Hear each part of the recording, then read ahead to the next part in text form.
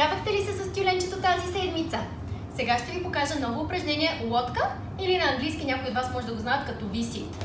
Първо, хубаво ще се разтегнем, опадете крачетата напред, опанете пръстчетата да гледат към предната страна, ръчичките напред и се отпускаме долу.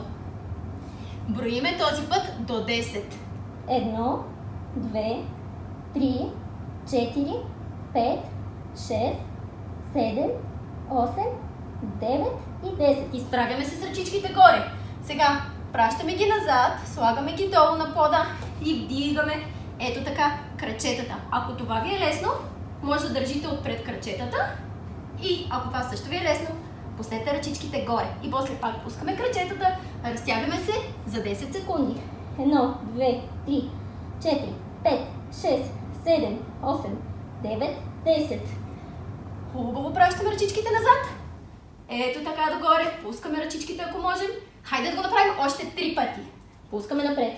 1, 2, 3, 4, 5, 6, 7, 8, 9, 10. Изправяме се.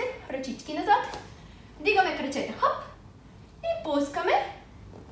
1, 2, 3, 4, 5, 6, 7, 8, 9, 10. Изпращаме ръчички.